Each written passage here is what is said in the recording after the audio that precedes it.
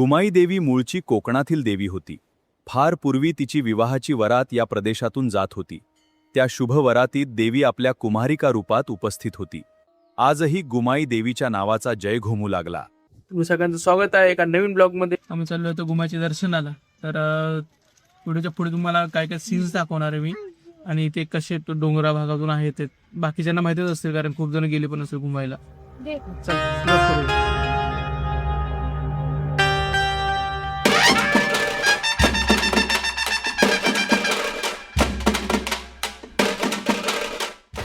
ही गुमाई देवी मुळातच कोकणातली देवी असल्या कारणानं एके दिवशी तिचं वराड पूर्वेला चाललेलं होता. आणि ह्या वराडामध्ये ही कुमारिका म्हणे ही देवी त्या वराडामध्ये होती. आणि ह्या ठिकाणी पूर्वेला जे डोंगर आहे त्या ठिकाणी ती देवीचा डोंगर आहे, तिकडं वराड खेळ म्हणतात. आता त्या वराड खेळामध्ये काय झालं, हे देवीचं जी वराड होतं तिथे ते गुप्त झाले. आणि त्या गुप्त झाल्यानंतर तर कुमारिका म्हणून जी देवी होती, ओळख नवरी होती ती, पण त्याचं लग्न काय झालेलं नाही. ही कुमारिका म्हणून इथंही ठाणीचं मानलं गेलं आहे.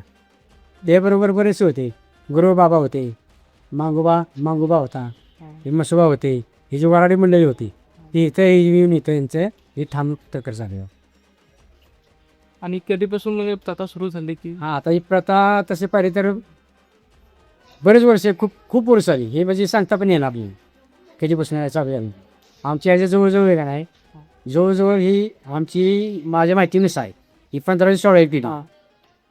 त्या तेव्हापासून आम्ही आमच्या जी भैरवजी बरोबर होती आमचे वंशज, त्यांना ही दृष्टांत झालं. तेव्हापासून सुरू झालं. तेव्हापासून सुरू झालं. जे भैरवजी बरोबर होते ना त्यांना हे दृष्टांत झालं की अमुक ठिकाणी मी बाबा अमुक फ्लॅट ठिकाणी मी तिथं प्रकट आहे, इथं तू माझी तिथे येऊन सेवा कर तिथे. आणि ते नक्की आहे का हे पाहण्यासाठी ती भैरवजी गुरु म्हणून जी होती आमचे वंशी तेव्हा इथे आले. तेव्हा ते इथं आले. ती सगळे जागा वगैरे दाखवली, तिने दरी दाखवली.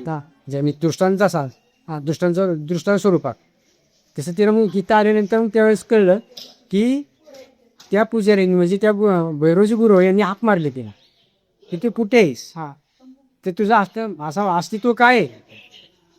तर तिनं ज्या वेळेस ती म्हणली मी इथंच आहे.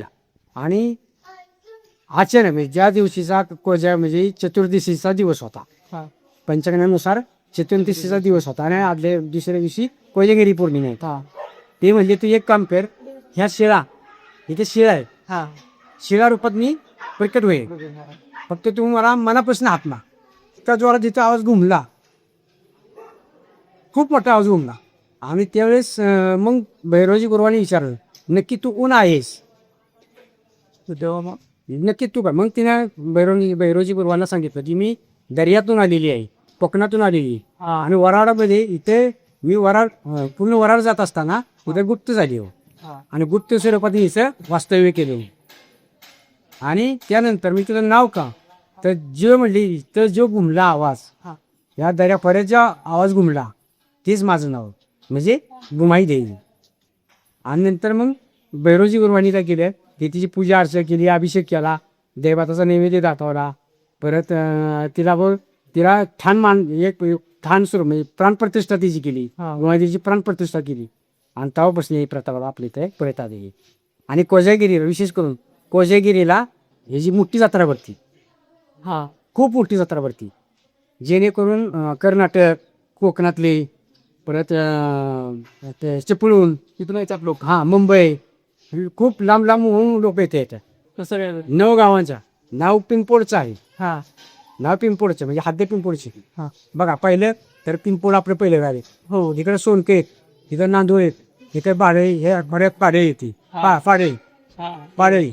आणि इथं लिंबूड येतं, इथं तांबूळ येतं, इथं कोपरडे येतं, आणि हवा इथे सालपं येतं, आणि पलीकडे तरावलं येतं.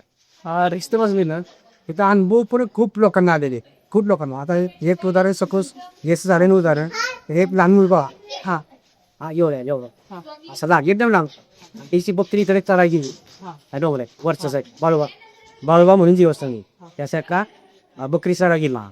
आणि काय झालं, एक मुलगा चुकला, पाहताय तू माझ्या खरे, ते मुलगा चुकला, आणि तो मुलगा त्या दरीने असा शिता ह्या दरीत रातभर तिथंच राहील अक्का दूध समोर रातभर तिथंच राहिला.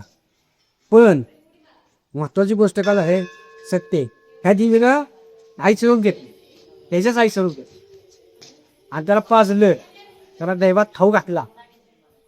बाळनगरची गोष्ट आहे बरोबर. हा बरं जुनी नाही नव्यातली गोष्ट आहे.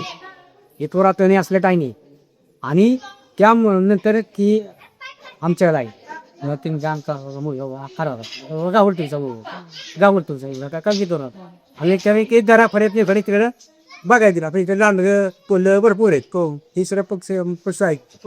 तर त्या मुलानं मुलं त्या आईला गावला त्या त्याच्या म्हणजे आई वडिलांना त्या मुलीला गावल्यानं त्यावेळेस त्याला विचारलं की तू तिथं कसा कायस. मग तो म्हणला तू तिथे त्याची कामं झाली मी बारका काय एवढे काय हा हा तर तो त्याला विचारलं इथं कसं काय तू मी त्यानं त्याला सांगितले माझी आई होती बरोबर लगायला नाही ती पावलं मी जेवढा खायला घातला बरंचशी बरंच तर तुम्हाला ही माहिती कशी वाटली तर आम्हाला कमेंट करून सांगा आणि अशा नवीन ब्लॉगसाठी आमच्या चॅनलला सबस्क्राईब करा.